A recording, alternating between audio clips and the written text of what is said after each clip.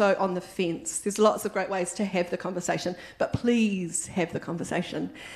And if anybody is feeling like maybe their vote doesn't count, we would encourage you to use Kate Shepherd's amazing words that echo down through 125 years. Do not think that your vote does not matter much. The rain that refreshes the parched ground is made up of a single drop.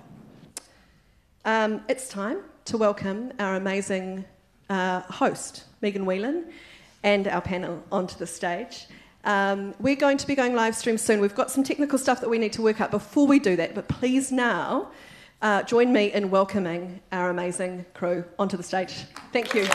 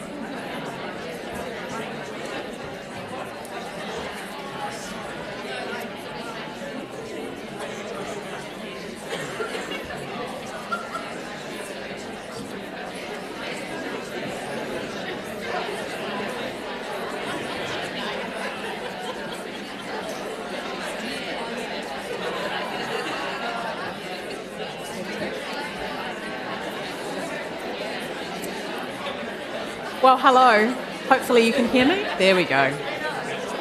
I know that I told you could talk now, but I need you to be quiet now. Thank you, people in the room.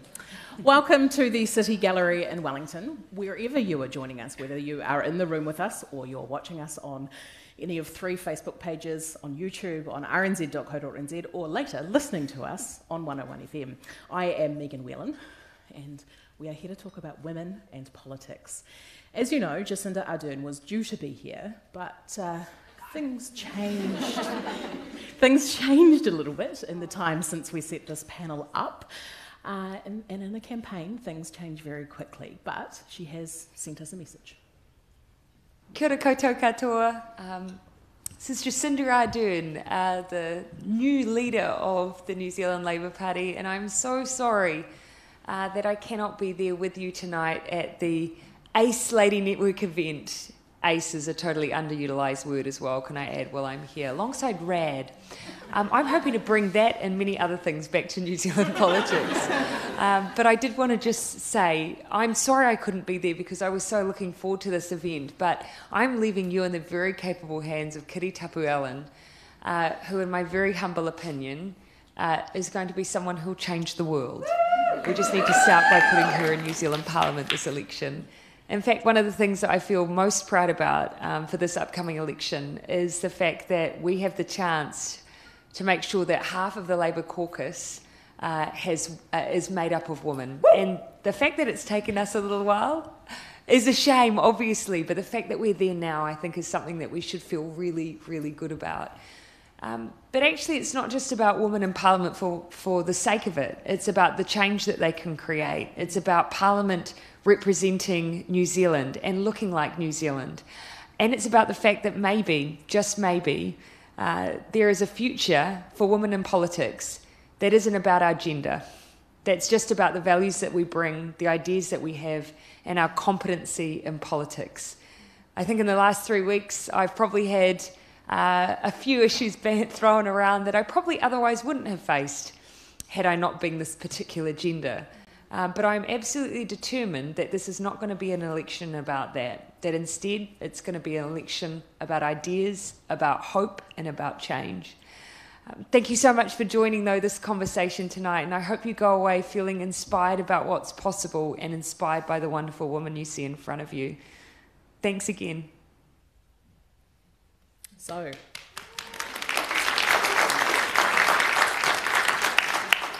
let's talk about those ideas and those values. New Zealand once led the way in women's political rights, being the first country in the world where women won the right to vote, not were granted it, is a huge part of our national identity. But since 1893, it's changed a little bit. New Zealand ranks 32nd out of 190 countries for women's representation in Parliament, and while we're not the worst, it's not entirely representative. About 50% of our population are women, and only 31% of our parliamentarians are. That figure improved with the introduction of MMP in 1996, but has basically plateaued since. And women in leadership roles still face questions about babies, about their appearance, and about whether they are fit for the job. We're going to talk for about 45 minutes. Well, they're going to talk, I'm not going to. For about 45 minutes, and then we will take your questions. If you're on Facebook, you can leave a question for us on Facebook, and the lovely Clarissa in the corner will tell us what they are. If you're in the room, down the back there is a microphone. I would ask you, as always, to make sure your question is a question. And I will be policing that one pretty quickly. We do have 4 ace ladies here tonight, and I've asked them to introduce themselves and tell us what the worst thing that's ever happened to them in politics is. We're going in alphabetical order, starting with Kitty Allen. Kia ora tātou, tuatahi mihi ana kia koutou I hui mai I tēnei pō, tēnā whakahirihira ki te whakamana tātou nei wahine ki Paremata. So, kia ora everybody. Sorry I'm not Jacinda, I'll do my best to perform. Yeah, maybe that's the worst thing that's happened to me on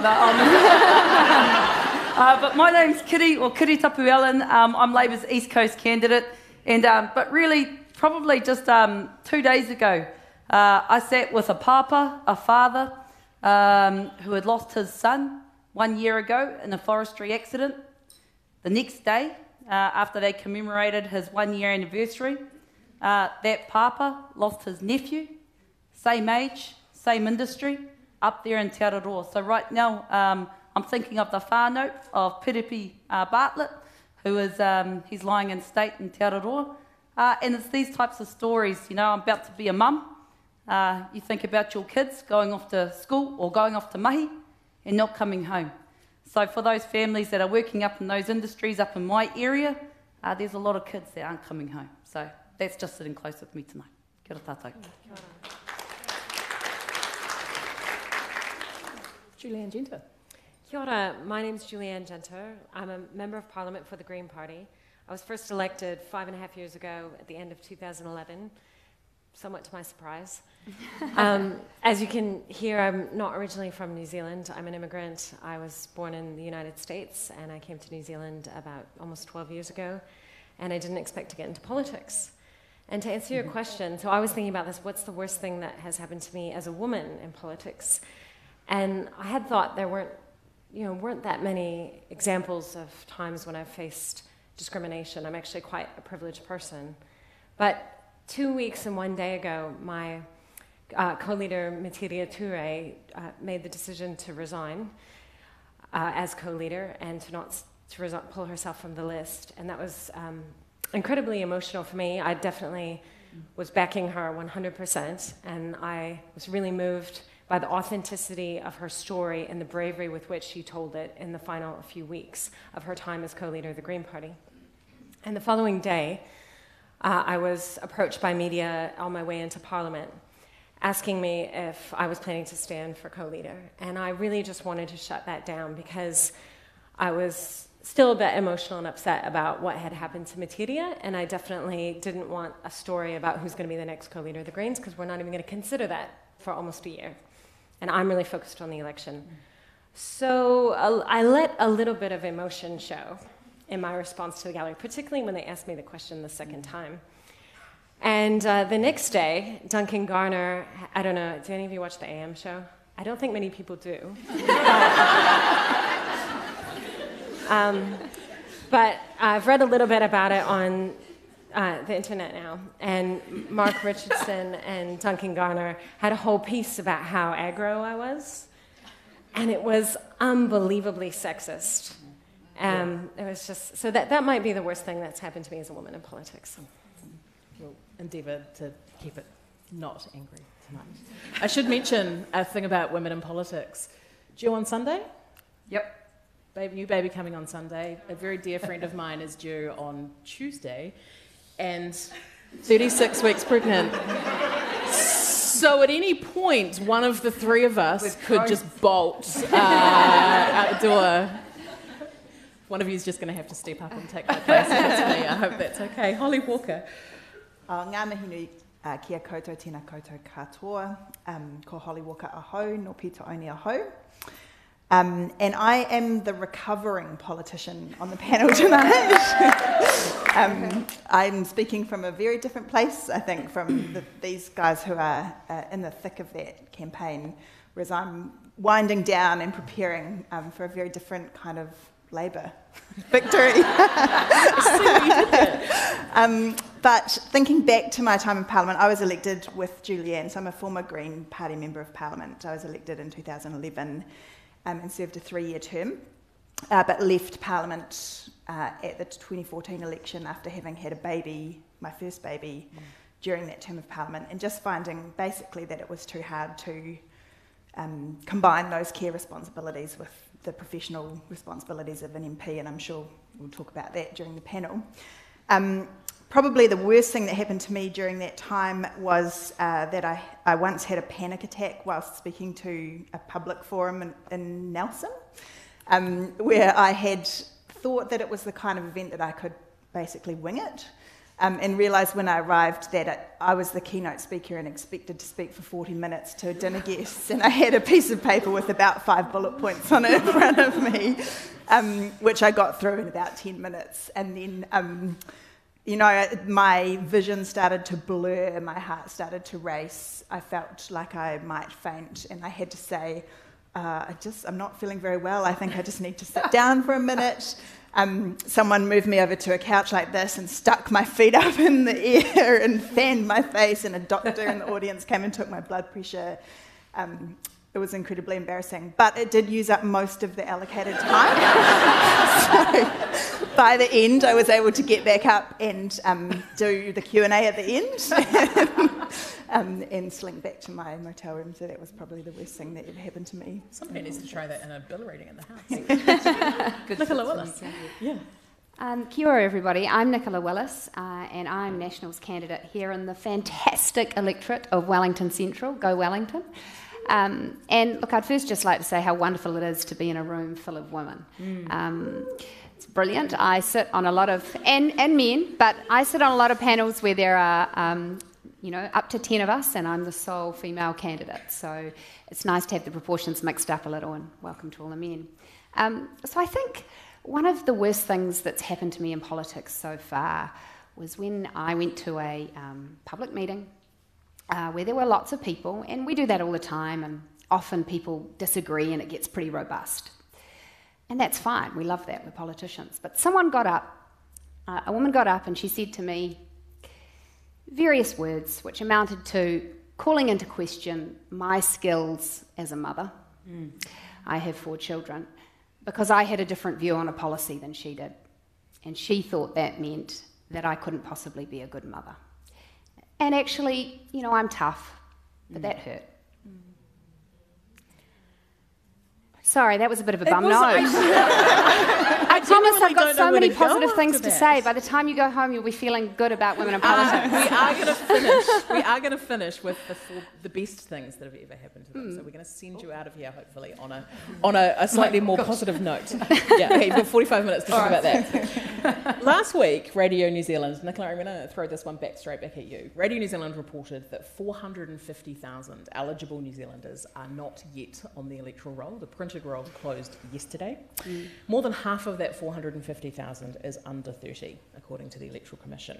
So, what I want to know is how much do you think the fact that 31% of MPs are women has to do with those obviously disengaged people? Well, look, this is a question I think about a lot because here in Wellington Central, we have really high engagement of young people. So the 18 to 24 bracket of voters has about an 85% voter turnout. So that's fantastic, right? And the question I ask myself is why do so many young people vote here but not in other parts of the country? And I think it has something to do with politics being relevant to people. And I think the job we have to do as politicians is talk about issues that really matter to people, not focus on the political sport, but focus on what actually makes a difference to people in their homes and in their whānau and in their communities. And I think we can all be better politicians if we bring our personality, our experience, our whole person into the job. And certainly as a woman and as a mother, that's what I try to do. Kitty, I'm not going to just keep plugging Radio New Zealand, but we had a story on rnz.co.nz and on Morning Report today, in which a young person, a year 13 student, who's going to vote for the first time, PJ Gabriel, the only contact he's ever had, this is at Mangere College in Auckland, the only contact he's ever had with a politician is to wave at the former Prime Minister John Key, and he's met his local MP, Alpito William Seal. If you've never seen a politician other than to wave at them, you've never actually had conversations with them, and there aren't very many that look like you, that's pretty hard to want to be engaged in politics. Couldn't agree more. You know, I'm one of 10 kids. I'm number 9 of 10. Like to say I learned all the lessons I needed to from my older siblings and done all right now. But you know, I looked around my own family. They're always my litmus test about how engaged we are as communities and the things that are important to us. When I looked around at my community and I saw this absolute kind of disconnect from a political infrastructure that didn't look like us. It didn't sound like us. The issues that they're talking about, even right now, if I'm listening to all the media debates right now, everybody wants to talk about capital gains tax. Do you know how many people talk about that up in Wairohe? You know, what they are talking about is homelessness. What they are talking about is the ability to put gas in their cars so that they can get their kids to school. What they are talking about is the closures of of all the local health centres up and down the coast. What they are talking about are the 3 kura that just shut down the other side of my coast. But they're not talking about the nuances of the capital gains tax. And so, I mean, when I put my hand up, you know, and it was a real whittle, it was a real challenge to myself. All right, I think I sort of understand how important this political system is and how much power it has over lives of our families, our communities. So when I put my hand up, and I said this to my team, props to my East Coast team, what I said to them, though, is that we're going to drive this. It's going to be a grassroots campaign. It's going to be burn the soles of our shoes. We're going to see as many people as we can. We're going to connect with real-life people so that when I stand up to talk on behalf of my community, it is literally on behalf of my community. The number of people that tell me they haven't met a politician before, and we make sure that we go to as many houses as we can. We understand the real issues for our families at the cold front. Because that's the thing. A lot of our families feel like this political system's left them behind a long time ago. Yeah. And the obligation's 2-part. One, it's on us. We've got to get out there if we're putting our hand up to be connected. But 2, and Jacinda spoke about this early last week. When kids are leaving school, so many of them don't understand the whole political infrastructure and whatnot. So, you know, she announced a policy around school leavers. When they're leaving school, make sure that they've been through civics education. I think that's a no-brainer. You know, if you're going to operate as an effective, engaged citizen of our community, well, we should understand our political systems, and civics education, to me, is an absolute no-brainer, should be in our schools. Does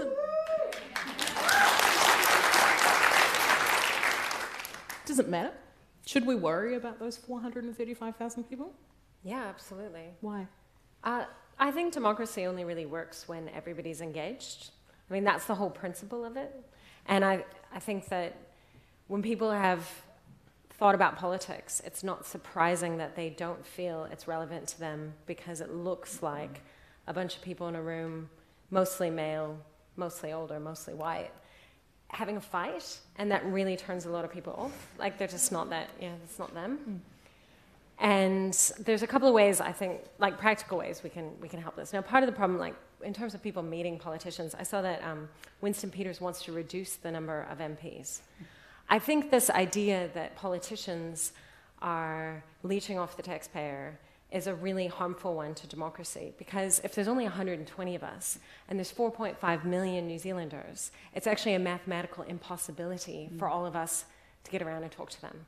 And frankly, like, we have better access to politicians in New Zealand than lots of other countries, but as the population grows, if we reduce the number of politicians, that's going to get worse. And then the other problem is that the fora in which we can present and talk to people is constantly being reduced. Like, when we go out there and try to campaign, I sometimes have markets or places where they say, oh, we don't want political parties here, we don't want this to be a political place. Like, where am I supposed to talk to the voters? But also, where isn't a political place? Exactly. Isn't everywhere? Everywhere is a political place. And so I completely agree with Kiri. We absolutely need civics education. We need to not be afraid to have political discussions. We need to find a way to make them more inclusive and less combative. Because I just think the combat may attract a small minority of people, but it doesn't empower and engage most people. Holly, I wonder about that, though, because those 435,000 people, I don't think all of them are not voting because they don't understand politics. I think there's a lot of them who are not voting because they don't see anyone to vote for. Yep, I think that's probably true. And I think there's probably a section of that group who are also not voting as a kind of principled political decision. And I think there's always got to be room for that in our democracy. But, I mean, it comes back, I think, to representation. And I've actually never seen a breakdown of that non-voting population by gender, but that would be very interesting to know about, because I do think it's a problem that we've plateaued at 30% representation for women in Parliament. And it's really interesting if you look at, like, there's been research done in the film industry and in other sectors where about public perceptions of what is equal representation, and at around 30%, people, men and women, begin to perceive that women are dominating the space, or that it's that there are. That's because we've got such great bang for buck. I mean, great if We women. must be just blowing their minds But right now. take a crowd scene in a movie. If it's 30% women, people will think that crowd is mostly women. So and yet clearly we're 50% of the population, and we're not 50% of the House of Representatives. And I think that makes a difference to how people see parliamentarians and politicians and whether they see themselves represented there. And I think it makes a difference to the kinds of decisions that Parliament makes. So it's really important, but part of the battle is actually breaking through some complacency around, like, oh, we've got it about right. MMP got us to 30%. We haven't got any further since then. That's actually not good enough, and we do need to do something about it. I'm not going to ask you all to come up with a solution. That's not fair. A couple of months ago, earlier this year, a man on the internet called me because he didn't like a story that RNZ had written. Radio New Zealand's green-haired giant. I had blue hair then. He was clearly colourblind. Recently, when I was interviewing a TV reviewer, someone texted in to say that because there were two talkative women on the radio, he was going to switch off. When I recently wrote an article talking... I'm not just complaining, there is a point to this. When I recently wrote an article talking about the vitriol that women in politics faced, my email was flooded with men telling me how wrong I was and that I was clearly too young to know anything about politics. I am under 40 because this is what the panel is. It was a delight. But Nicola, should this be the price? What I get is nothing compared to what I imagine all of you get. Should this be the price for women to be in public life, to have those kinds of things said about them? Absolutely not. Of course not. And I'm really sorry that you've had to encounter that. It's awful. And no one should have to. The thing is, in public life, men get horrible things said too. I think we have to acknowledge that some of this is about putting yourself out there and taking a position and having people who disagree with you. because I was fortunate enough to work in Parliament with John Key and with Bill English, and I've worked with a number of MPs, and I can tell you every single inbox, male, female, young, old, gets awfully abusive stuff into it. And I think there's a thing that we do when we go into politics, which is we say, the difference I want to make, the contribution I think I can make is big enough to justify a little bit of pain. And we have to grow a bit more of a thicker skin. But I was talking with someone the other day, and they said to me, it was Nikki Kay actually, our Minister for Education, and she said, Nick, you've got to be tough, you've got to thicken that skin, but never let it get too tough. Because if that skin gets too tough, then you'll lose what makes you effective, which is empathising with people, understanding them, and being able to feel vulnerable. Because once we're not that, we're not people anymore. So I think that's the danger for all of us in public life, is to have to toughen up too much just to get through. So, key message, don't be trolls. Be kind. Yeah. Let's all be kind to each other. Those of you who are watching on Facebook in the comments right now. Yeah. Do you think it's worse for women though? I think it is, and it's not just in the political sphere. Like, I have a good friend, Emily Wrights, who writes a parenting blog. I think she's here tonight. She's one of the most popular bloggers in New Zealand. Mm. And she's writing about the real lived experience of mothers of young children. And she gets men mostly attacking her for not knowing what she's talking about, or, and clearly that's not her audience, and that's not who she's writing for.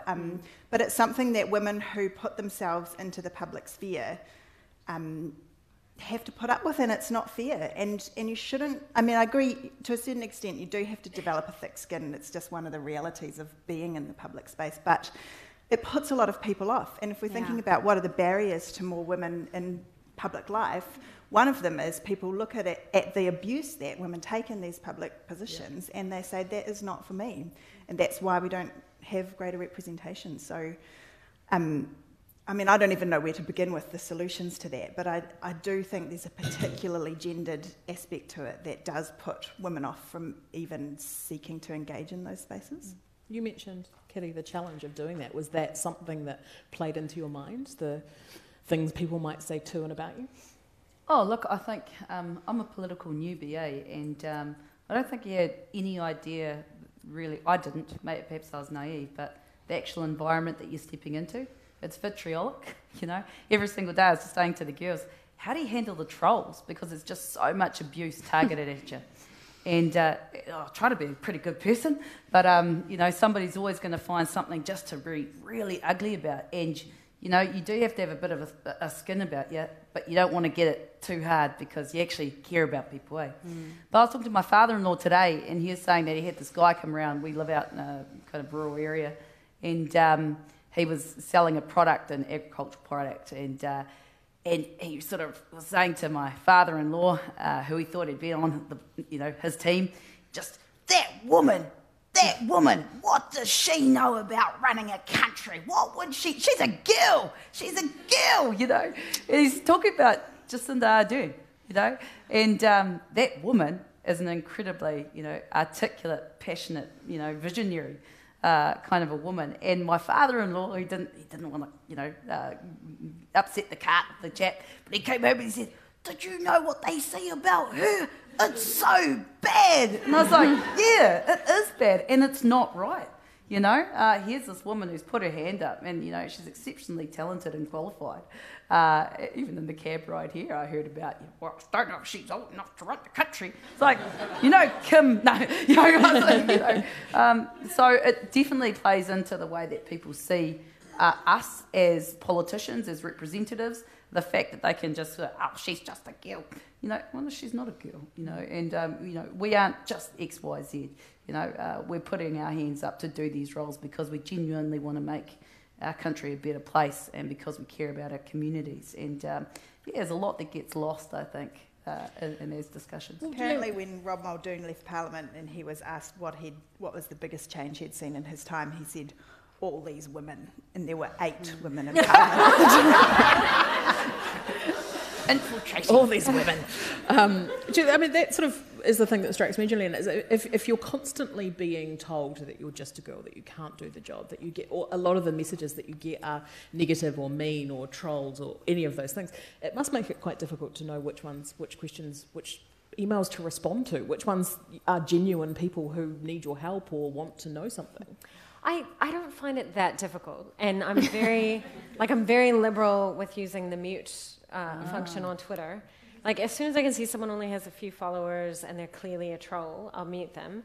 But I'm quite happy to debate with people who have different ideas than me. That's fine. But if someone's clearly just going to keep sending me negative messages and I'm never going to change their perspective, I just don't want to hear from them anymore. So I don't, and that really helps.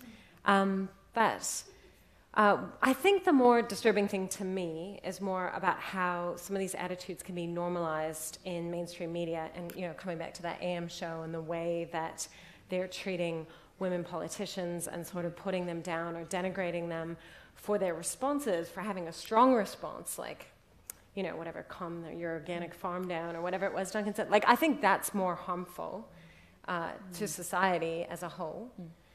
Than the individual messages you receive. Because I don't find it that, I'm a sensitive person and I'm very sensitive to criticism, but I'm much more sensitive to criticism from people in my own party than I am from strangers who are sending me mean messages, because who are they? We're all on the panel under 40, and something that struck me last week is our generation was brought up believing that was told that women could have everything.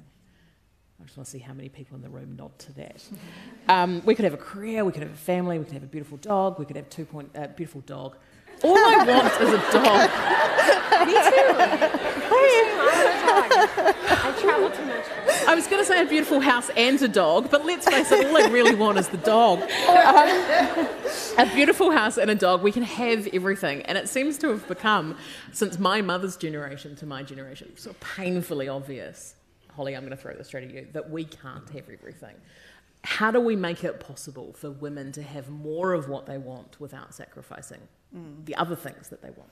Yeah, it came as a real shock to me, because I definitely was a child of the 80s and 90s, and we had rulers and badges that said girls can do anything, and I had a very privileged upbringing, and so I really didn't feel any barriers for a long time in what I was able to do.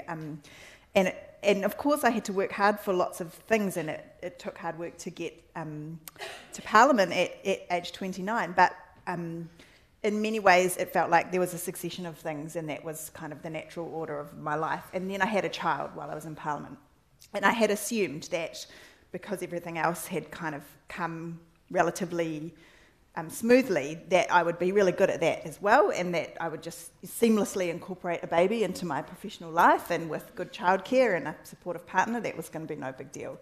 And it was a huge shock to me that how wrong I was about that.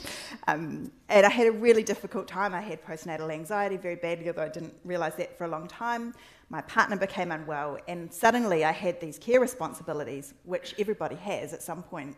Whether it's to a child, a partner, a sick relative, they're going to come into the foreground of our lives, and they're going to clash with our professional responsibilities.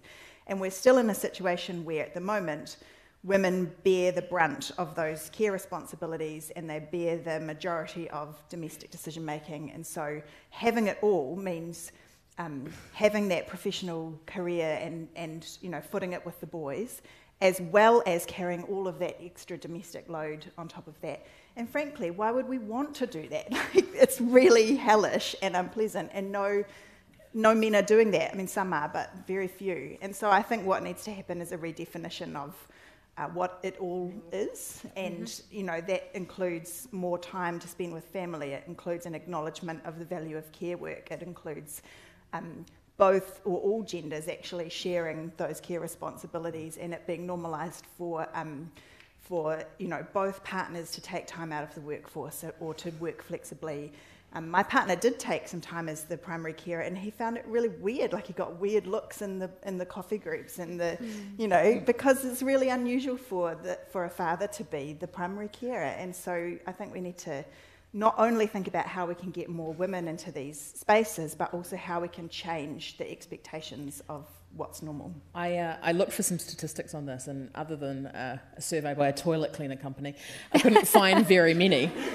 But the ones that I did find, the Time Use survey in 2009 and 10 showed that men and women spend similar amounts of times on productive activity, about 6.5 hours a day. But men are paid for most of their time. They're paid for 63% of that time, while women are unpaid for 65% of that time.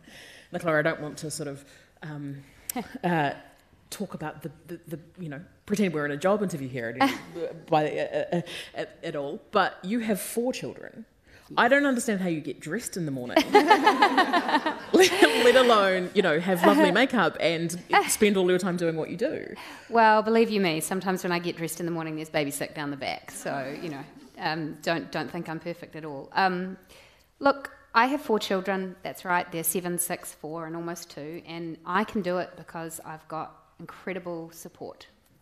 And that support comes from my mum and my dad, who live 5 minutes down the road, my mother-in-law, who lives 10 minutes the other way, my amazing husband, who understands that caregiving is not only a responsibility, but it is a privilege, and it is something to be shared in a family according to that family's circumstance, not according to the genders of the people involved in that caregiving.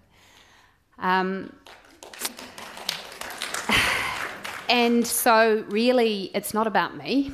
It's about the other people that support me being able to do this. And I think when we have these conversations, I always feel self-conscious because I know that I have that privilege of that support, and that there are lots of women in the country who don't have that. And so we have to be conscious that we all have choices to make that are determined by our circumstances. There are only 24 hours in the day, and none of us will get away with doing everything in them. We make choices about how we spend them. And I have to be honest, some days those choices are really tough. Some days that means I don't put my children to bed at night and I don't read them a story. And I'm going to get real with you. I have moments where I think, did I spend the hours the best way I should have today?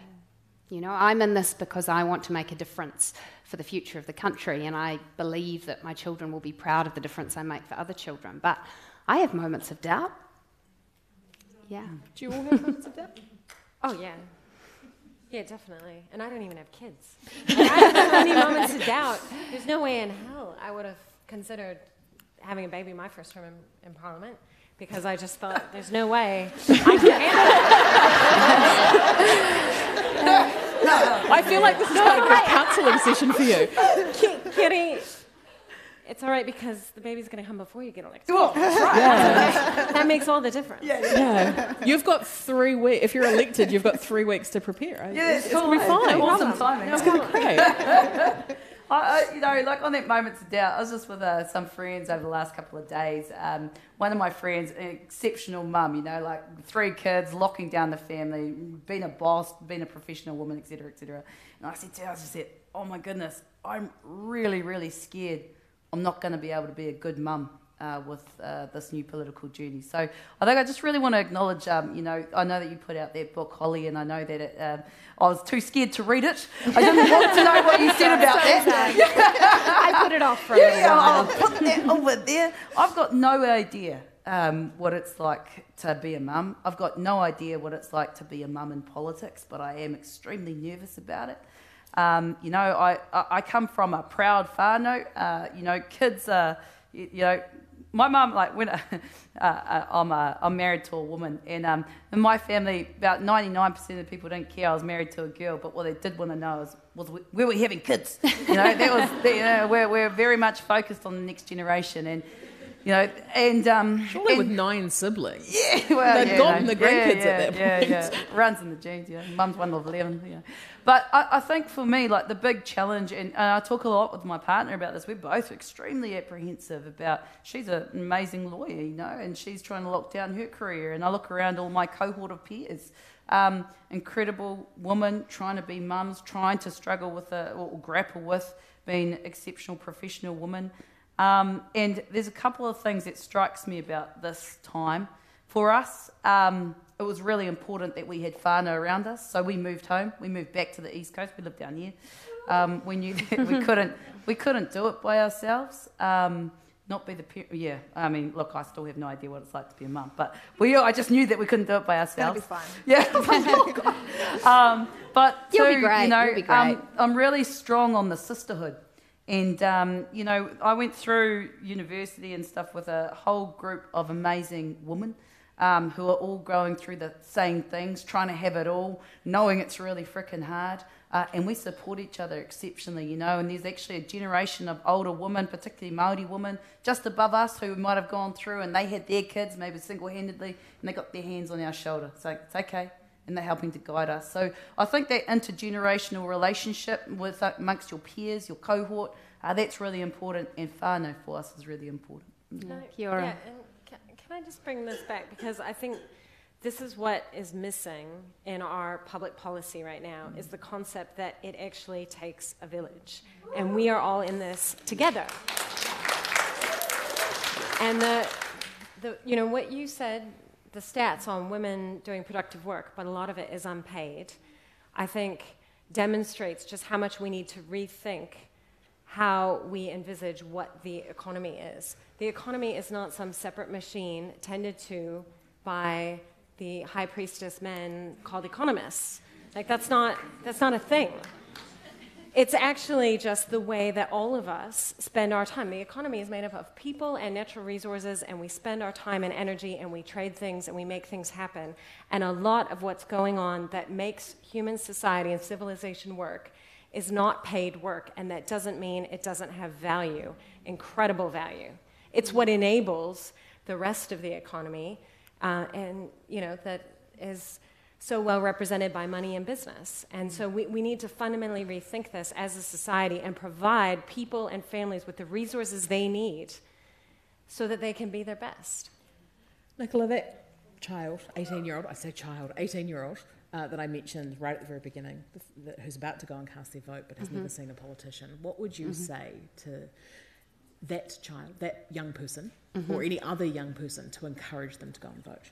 To encourage them to go and vote? Well, first of all, I'd go and knock on their door, and I'd turn up in person, because I think you need to see the politician in their eyes to believe them. And then I'd ask them what matters to them and what their aspirations are for the future. And I'd ask them to put their vote where their aspirations are. And I think that will vary for each person you meet, and that's been the extraordinary experience I've had with this being a candidate business, is you get to go and knock on complete strangers' doors and say, "Hi, I'm Nicola, I'm the candidate in your area, what matters to you?" And people come up with different answers. And no matter what it is that matters to them, that's the thing we have to engage on. So it should be much more about what people want to talk about and less about what we want to talk about. But can I just take one little moment? Because when I said I had moments of doubt, I don't want to leave all of these amazing women in this room doubting that we can do this. We can do it, we should do it, we must do it, and we are all doing it. So let's do this. So let's...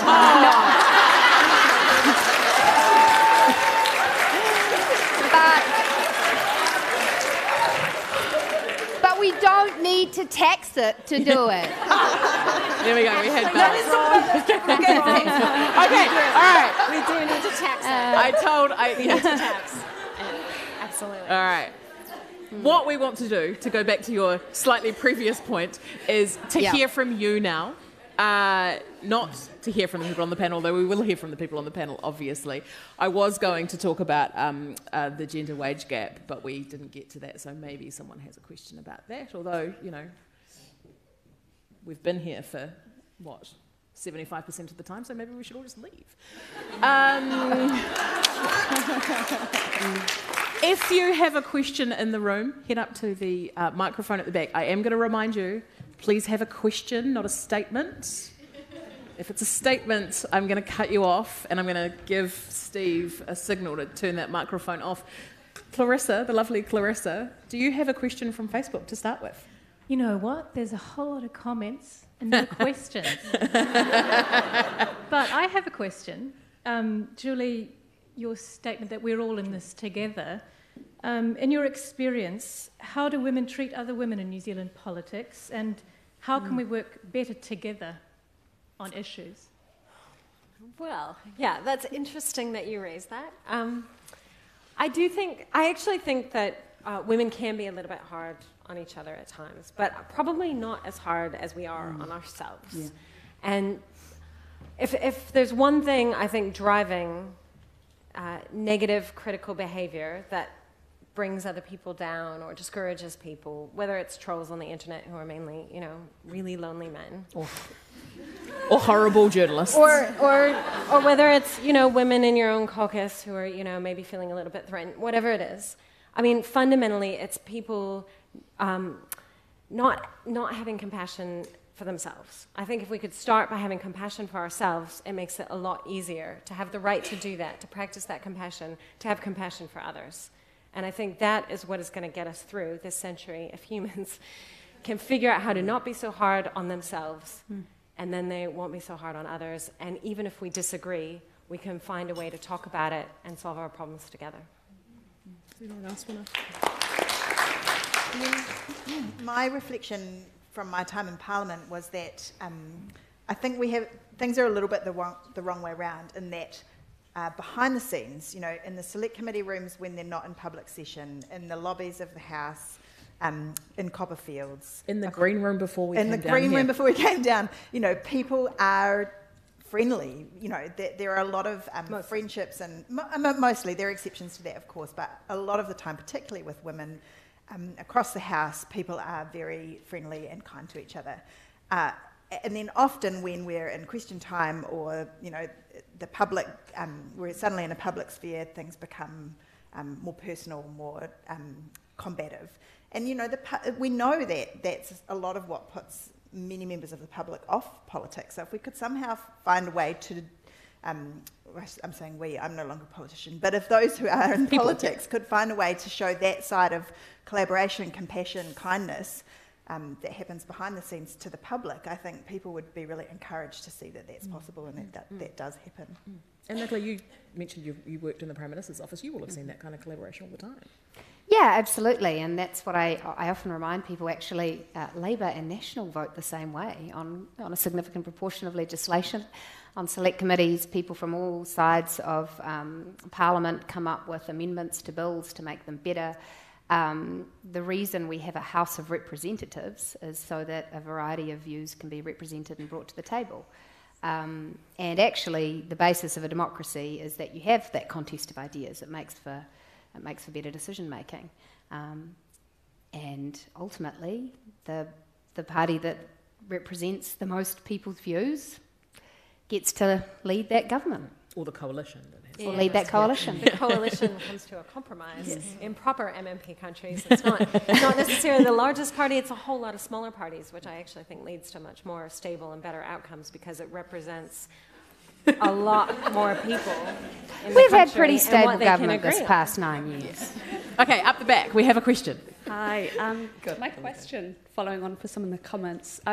Given the current measure of our country's success is GDP and economic growth that doesn't include all of the unpaid work, caregiving that women complete, yep.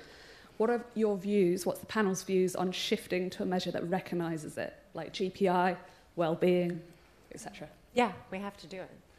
And we absolutely should do it. And it's something the Green Party has actually been advocating for at least 20 years. And it was written into the budget responsibility rules we signed up to with Labour, the idea that we would, and I know that Treasury is already looking at different measures of progress and has a system in place. It's just not the one that we're using to set policy by, and it's not the one that's reported on in the news.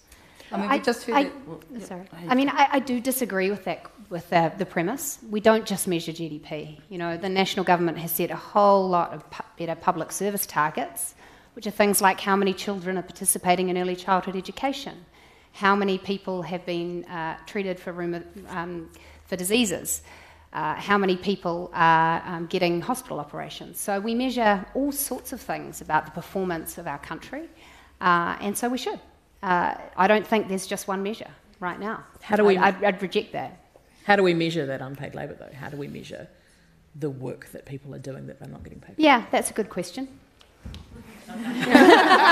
we had the Sustainability Indicators Bill, which was a piece of legislation that laid out different parameters, and it was looking at both impacts on people and on our natural environment, because fundamentally, that's what we are. We're a society, we're a civilization living on this planet, and that's what's important. And we want to maximize the health and happiness and well-being and quality of life for everyone. And the current policy settings and system isn't working for lots of people. So we've got to change it. Just hearing that statistic, I mean, I was a little bit shocked when I heard that statistic just before. 65% of the work that women are doing is not paid, not valued, not reflected. I mean, we know that GDP is it's one, almost like a faux indicia, but we know that's the one that's primarily measured, that's the one that everybody wants to talk about. That's where you get your rock star economies and whatnot from. It tells us how great New Zealand's going right now. But absolutely, I mean, like what Julianne just said, we, the breadth, the depth of what our people are doing out there in the communities, it must be measured. That was one of the things I really liked about our budget responsibility rules, is that we said that we would look at looking at those other types of indicia. So absolutely. Next question up the back. Hello. There's been a lot of talk today about women in politics and also motherhood. But and there's even studies that have shown that motherhood has affected pay in regards to the pay gap. But not everyone chooses to be a mother. Do you think that there will ever be a time that motherhood won't matter? As in, we wouldn't ever ask people whether or not they're a mother? Exactly, that it wouldn't impact on your career choices, it wouldn't impact on your pay, etc. I'm an optimist, so I say yes. That day will come. I think it will, but it won't come without significant policy change. Yep. That needs to. I've grappled with this a lot in thinking about those questions that Jacinda Ardern was asked upon assuming the leadership of the Labour Party about whether she planned to have children, and I 100% understand and agree with the outrage. Why should she ever have to answer that question? And yet at the same time, if we don't have a conversation as a country about what would we need to do to enable a woman to lead the country and be a parent and have a baby, a new baby at the same time, and that not be a massively unfair burden to place on that individual, then we do need to talk about the policy settings both within Parliament and flowing through to how we treat flexibility in the workplace for everybody. And I think that can have impacts for people who aren't parents too, because it allows for things like more flexibility to have other care arrangements and things like that. But if we don't have that conversation, if we just kind of say, no, don't you dare ask that question because women can do anything, then I don't think we're going to make the changes that are necessary to actually see that happen in practice. And surely the way to have that conversation, or part of the way to have that conversation, is to have more women in leadership positions. Yeah, I definitely think that having more women in Parliament would lend support to more family-friendly policies. So it ends up being like a chicken and egg problem, because we don't have the family-friendly policies that would enable more women to participate in politics, but to participate in many ways, and that would also enable men to take a greater share of the parenting roles. And in countries like Sweden, they do it very well, 13 months paid parental leave, and men have to take some of it, or they're expected to. Politicians can take a year out to take parental leave. Both men and women are expected to. So it's normal for politicians to step down for a while and be replaced by someone else on the list. We could do that here. We have a list system, so why not use it? But can I say something a little more controversial, which is I actually wonder about this big focus on one leader, whether it's the leader of the country or the leader of organizations. Maybe we should be thinking more about a team approach. And then there's not so much responsibility on one leader. We can all take time to do things that fulfill us as people, to be parents. And I think putting too much responsibility and expectation on one person to be the one who makes all the decisions takes away everyone else's contribution. And I think this focus on the individual is harmful for democracy. So that's why I'm proud to be standing for the Labour Party, part of a strong team. But I guess just something that has struck me about this whole conversation in respect of Jacinda Ardern's decision to reproduce or not. I mean, it's just not a discussion for public consumption. You know, and she cordoned that out for herself. And she said, okay, I put my hand up, I made comments about it. But I'm finding myself, stepping into motherhood and whatnot, I'm getting a lot of, particularly from media, from people I don't know, there's a lot of inquiry into this realm that I just see as being mine. It's personal. And whether you choose to have kids or not, that's, so I've really struggled with this notion that, it's all on the floor, you got to kind of share everything to do with yourself. So that I struggle with that. The second thing, I think, I was quite heartened though by Trevor Mallard in his final comments in Parliament. He wants for this setting, and, he's going to be our next Speaker of the House. He started talking about how he was really keen to see us change the rules so babies are no longer recognised as strangers in the house, which is technically what they're termed, but that we could actually see, mums, you got to, if you need them in there, you got to be present, whatever you need to do. But really starting to change the framework with the way that we think about motherhood, the way that we think about parenthood. I think the other thing that is pretty interesting at the moment, right now we're sitting on 30% of women in the house. Labor's new caucus, if everything goes to plan, we're going to be at 50% of our caucus are going to be women.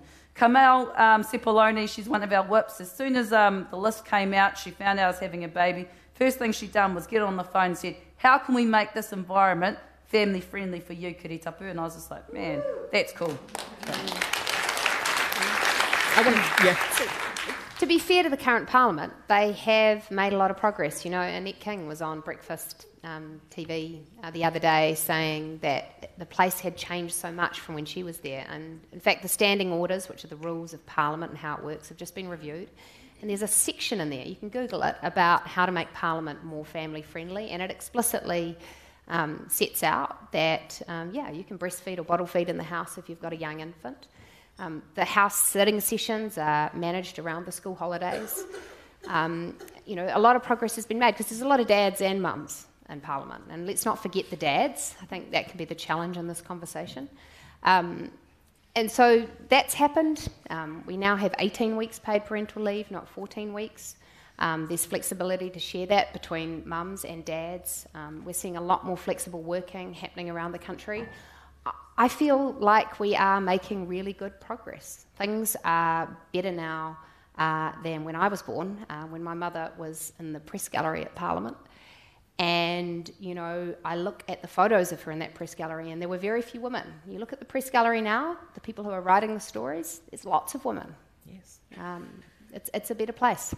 Radio New Zealand's political editor and deputy political editor are both women.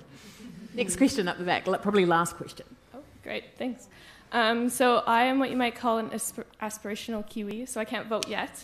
So I'm really interested in hearing about what are the best ways that you ladies think are to remain part of the democratic process past voting, past the ballot box.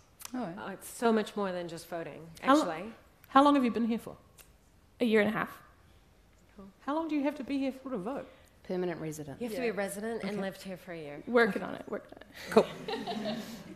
Which is cool. I mean, in Australia, they don't let New Zealanders vote, even if they've lived there for ages. So it's really cool that New Zealand actually lets people vote who are residents and live here. I think that's fair. If you pay taxes, you should be able to vote. But I think democracy is more than showing up and voting once every 3 years. And I think part of the reason people feel disengaged from politics is because they've tended to view it as like a consumer thing. Like, I've got these choices, and it's like Coke and Pepsi and Mountain Dew or whatever. And I don't like any of them, so I'm not going to vote. But actually, and they don't feel like they're part of it. They're part of making it. And so there are ways to be involved, whether it's through joining NGOs or campaigning on issues that you care about, because that third sector, the NGO sector, is critical in mounting apolitical campaigns to get issues up so that politicians pay attention to it. Joining a political party and participating in that is a way to help shape policy and to be involved. Just writing letters to the editor or being engaged in political conversations, I think, is vital and important if we're going to have a healthy democracy. Writing a book, Holly? Yes, and by the way, there are copies for sale. I just thought I want to touch on that point as well, because I mean, I think there's a lot of energy that's tied up in parliamentary politics, but politics is so much more diverse than that. You know, I'm a big believer. Yes, get out, do your tick the boxes, of course. You know, but you know, I always sort of talk about Parliament myself. Our liberation doesn't come from this parliamentary environment. Us as communities, it comes from strong communities. It comes from our people. You know, and the way that long before I put my hand up for a political post, you know, we were organising ever since we were young bucks at school, you know, for change, whatever we thought that change was. You know, that's where we fostered our communities, where we engaged with each other, where we explored ideas and pushed to try and make New Zealand a better place, or our world a better place, or our environment a better place, you know. I used to tutor kids coming through law school, and I'd always sort of say to them, you know, just get involved and use your energy to do something, you know. Do something beyond, I don't know, having a few beers. You can have a few beers and make political change, but you know, have a political argument actually, while you're having the beers. I was going to say there's a lot of good probably political movements that come out. And local body, body is really important. Do you have the stats on female representation at local body? Because I suspect it's very, abysmal. Very low. Abysmal, like worse than Parliament. 18%. Yeah. Nicola, what would you say? Well, look, I'd echo that. There's so many ways you can get involved. And the other thing that I always encourage people to do when I talk to them is I say, it's not just about the what. We can't just talk about what we want to achieve, because actually those aspirations have often been shared for generations. We want fewer people to be poor. We want more people to have opportunity. That's not the hard bit of politics. The hard bit of politics is the how. And so I always say to people, tell me your ideas. I want to know your constructive ideas about what we should do to achieve those goals. So that's something that we should hear as politicians too. I think there are some great ideas out there. Send an email to your representative. Totally. A nice one. Hey, one more. Koutou katoa, ngā mihi nui ki koutou o koutou kōrero e tēnei pō tēnā koutou. I'm a Māori woman under 40, and I am interested in politics because the personal is the political. And if Jacinda Ardern didn't stand down tonight, we wouldn't have had any person of colour on the panel tonight. So my partai is for Nicola, Holly and Julianne, and Kitty, you can jump in at the end. Because I think about invisible privilege, and often we think about how it is to have a wahine voice in that space, but the power first comes to Pākehā women, and you are Pākehā woman, and I admire your kōrero tonight actually, and thank you. But I just want to hear, does that matter to you? And if it didn't, are you going to think about it, and what are you going to do? So, Come on.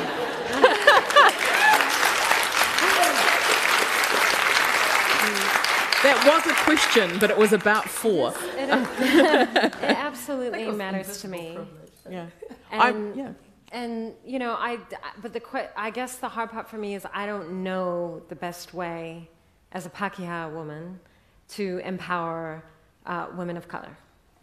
Like, I know in the Green Party we have like Titiriti as primary, and we have good Māori representation on our list, and I really respect tangata whenua. But there's more than that too, because in Auckland, 40% of New Zealanders are in Auckland. 40% of Aucklanders are born overseas, and we've managed to encourage some really amazing women to come in and be candidates for the Greens, and to empower them to be leaders in our movement, but yeah, I don't know. I want to hear. I want to know how I can do better. I'm going to let Kitty answer that question, but Nicola. Well, obviously it matters. Diversity matters, and we all need to make sure that when we're making decisions and doing things, that we involve diverse perspectives and people and voices.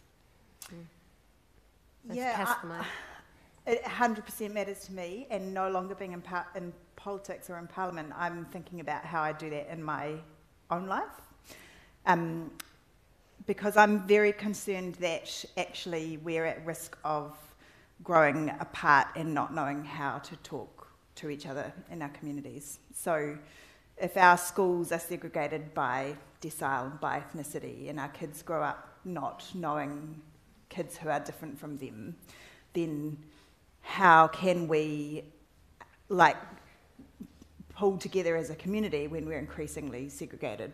So my daughter goes to Kohanga Reo, and she's this little blonde, blue-eyed, curly-haired child in Kohanga, and it's awesome. They are so incredibly welcoming, but it's a huge step out of our comfort zone to do that, and it's something that not many people do.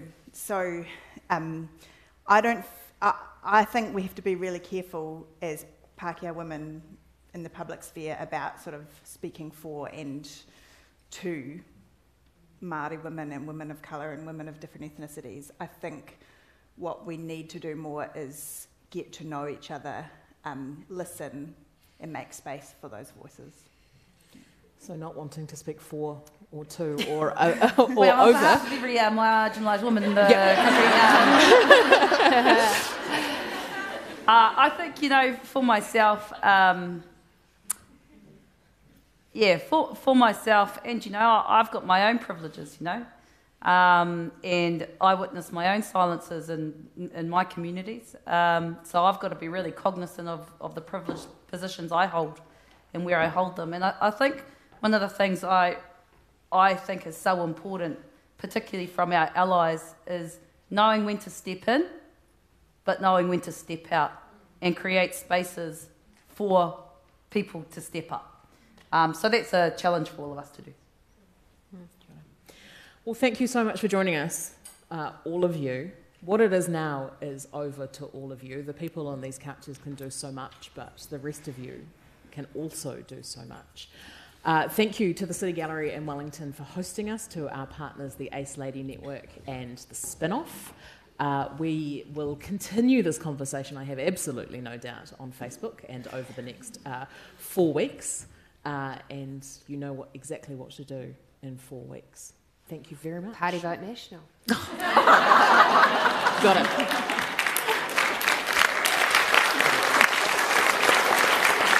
it.